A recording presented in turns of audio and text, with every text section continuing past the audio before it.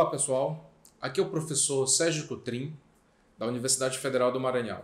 Hoje nós vamos discutir um tema muito interessante que é a evolução da logística. Quais foram as principais características da evolução da logística? Bom, primeiro vamos analisar o seu aspecto histórico, a sua origem, o seu conceito inicial. A logística ela tem uma forte tradição na área militar. Foram as organizações militares que organizaram, que sistematizaram as primeiras noções, os primeiros métodos e ferramentas de logística. E futuramente esses conceitos, essa área de conhecimento aplicada foi se expandindo para as outras organizações privadas e hoje até nas organizações públicas, né? Em relação à logística militar, há um conceito, por exemplo, do Exército Brasileiro que diz é um conjunto de atividades relativas à previsão e à provisão de recursos humanos, materiais e dos serviços necessários à execução das missões das Forças Armadas. Ou seja, como as organizações militares organizavam as necessidades de transporte, de manuseio de recursos para fazer frente à movimentação dos seus exércitos. Como prover todas as atividades de suporte necessárias em relação à munição, a equipamentos, a recursos humanos, a gestão de transporte e armazenagem para garantir uma vantagem competitiva frente aos seus inimigos. Esse conceito ele foi adaptado para o setor privado e vem sendo evoluído dia a dia. Já por volta, por exemplo, de 1915, o autor Shaw afirmava que classificava as atividades empresariais em 3 categorias: atividades de produção, atividades de distribuição e atividades facilitadoras que completam as operações de produção e distribuição. Ou seja, 2 grandes áreas já relacionadas à logística, distribuição e operações.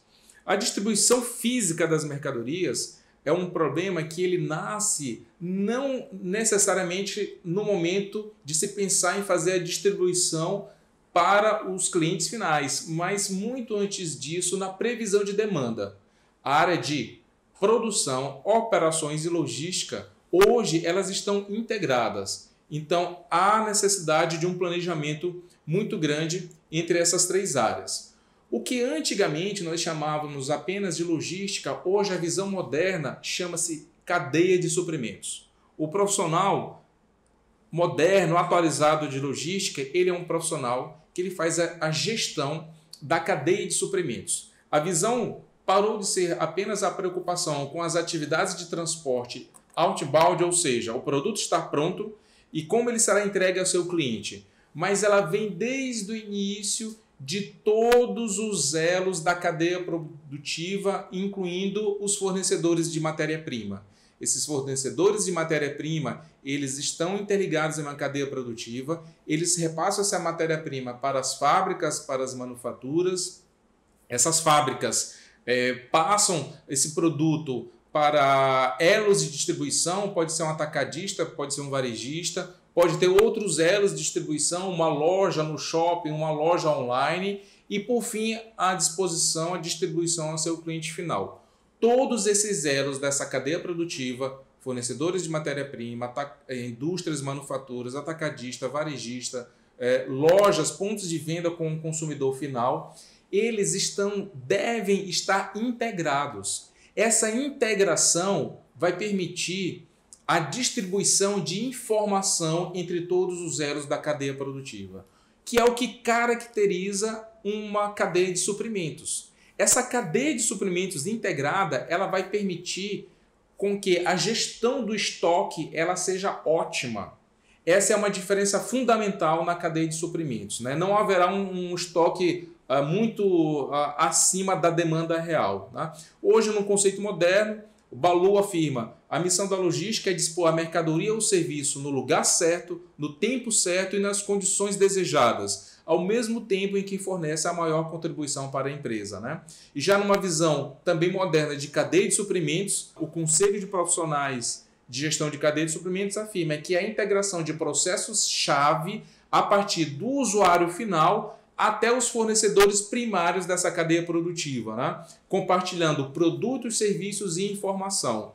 Se o nível de estoque vai ser menor em toda a cadeia produtiva organizada em uma cadeia de suprimentos, haverá uma redução de custo para todos esses elos, todas essas empresas que fazem parte de uma cadeia de suprimentos. Nas atividades de suporte à logística, nós temos atividades de armazenagem, manuseio de materiais, área de compras, área de embalagens, área de apoio à produção de bens e serviços e manutenção de informações. Em relação às atividades fim da logística, nós temos o serviço ao cliente final, onde será entregue, aí nós temos uma interconexão da área de logística com a área de marketing, transporte, estoque e tecnologia da informação. Quando as pessoas que não trabalham a área de logística, que não estudam a área de negócios, a área de administração ou de engenharia, têm uma visão limitada da logística, onde ela está relacionada apenas a transporte. Até algumas empresas contribuem para essa visão errônea, pois empresas que são apenas de transporte, elas se autodenominam empresas de logística, mas na verdade elas fazem apenas uma única função das várias funções fins da área de logística, né? Quando a gente imagina a representação tradicional de uma cadeia de suprimentos, a gente imagina assim, até uma visão linear, simples, dessa cadeia produtiva, com o fornecedor da matéria-prima, dos insumos, uma fábrica, um distribuidor e o cliente final. Só que, na verdade, hoje essa visão é muito mais complexa e muito mais sistêmica, influenciado principalmente pelo quê? Pela globalização. Da logística tradicional, nós evoluímos para uma cadeia de suprimentos fortemente influenciada pela logística internacional para atender as demandas da globalização. Essa cadeia linear, ela não existe mais, né? Hoje o seu fornecedor, você pode ter múltiplos fornecedores localizados em países, em continentes diferentes.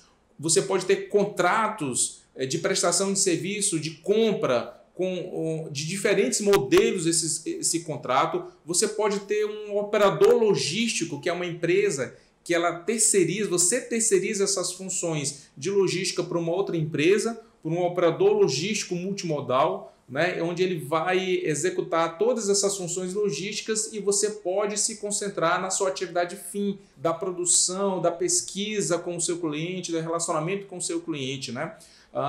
Antigamente, as organizações que precisavam realizar várias operações de transporte, elas tinham que fazer contratos e administração de contratos com diferentes empresas. Ela tinha que contratar, por exemplo, uma empresa que faria o seu transporte rodoviário, outra empresa que faria o seu transporte ferroviário, no caso de uma operação envolvendo o porto, depois contratar a operação portuária, contratar um transporte marítimo. Hoje não é mais a única opção. As empresas mais modernas, que têm um volume para isso, contratam um operador de transporte multimodal. Ou seja, esse operador ele vai chegar na sua organização, na sua empresa, e ela vai oferecer uma solução completa para todos os serviços, todos os tipos de transporte, e você fica liberado para concentrar suas energias, os seus esforços, os seus recursos nas suas atividades mais estratégicas, que é aquilo que em estratégia nós chamamos estratégia do core business, né? Vou dar aqui 2 exemplos dessa visão moderna, dessa logística, dessa área de operações e logística. Por exemplo, no estado do Maranhão, nós temos uma operação muito forte da empresa Vale, né? A Vale atua o que nós chamamos de uma operação integrada, uma estratégia de integração vertical, onde ela tenta ser a proprietária ou ser responsável pela gestão de todos os elos do sistema dela, de todos os elos da cadeia produtiva dela. Como assim? Por exemplo, a Vale, a mineradora, ela tem a concessão da mina em Carajás. Além da concessão da mina, ela é a proprietária através dessa concessão e ela é a gestora, ela tem a concessão da estrada de ferro Carajás. Ela é responsável por ela, por um prazo determinado.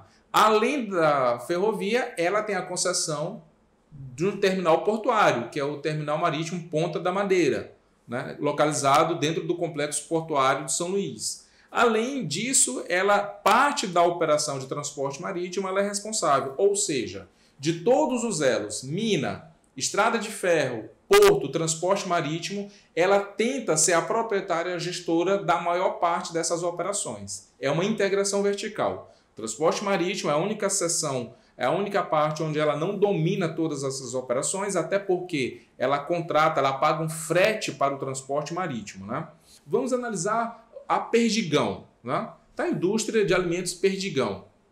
Já é uma estratégia um pouco diferente. Se nós imaginarmos a Perdigão, ela não é responsável, ela não é proprietária de todos os elos da cadeia produtiva dela. Ela tem uma fábrica de ração e de incubatórios, onde ela compra, na verdade, ela compra de empresas fornecedoras. Ela tem um contrato com os produtores, né, de frangos, dos animais, que não são produtores, eles têm a propriedade das granjas, né, das fazendas. Ela pega a ração, pega os incubatórios e entrega para esses produtores para eles fazerem apenas a criação. Aqueles animais vão sendo procriados até atingir, eles vão crescendo até atingir a idade de abate. E o que de responsabilidade dela? As unidades industriais. Então ela recebe o animal no peso certo, na idade certa de se fazer o abatimento, ela tem os centros de distribuição dela e também terceirizados, e ela vende para as lojas de autosserviço. Então não é uma integração vertical. Para ficar mais clara essa diferença, vamos imaginar o exemplo de um grande supermercado, seja o Pão de Açúcar, o Extra, ou aqui no caso do Maranhão, o Supermercado Mateus.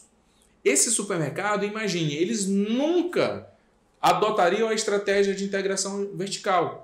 Quando nós entramos numa grande loja dessas, no hipermercado, ele tem ali entre 20 e 30 mil itens. Ele não é o responsável pela produção desses itens, né? Ele é um revendedor. Ele compra do seu fornecedor e vende para o seu consumidor final. Sobre logística, né, é importante a gente fazer um diagnóstico, um panorama dessa comparação internacional. Como bem sabem, o Brasil tem características continentais, nosso país é muito grande, e ele se assemelha a quais países? China, Índia, Rússia, Estados Unidos e Canadá. São os grandes países que têm dimensões continentais, mas infelizmente nós temos condições logísticas muito diferentes entre esses países, né? Por exemplo, rodovias pavimentadas no Brasil, 212. Na China, 1.576. Na Índia, 1.569. Na Rússia, 755. Né? Por exemplo, ferrovia. Na China, 77 mil quilômetros de ferrovia. Na Índia, 63. No Brasil, 29. Nos Estados Unidos, 227. Né? Dutovias, no Brasil, 19. China, 58. Estados Unidos, por exemplo, 793. Né?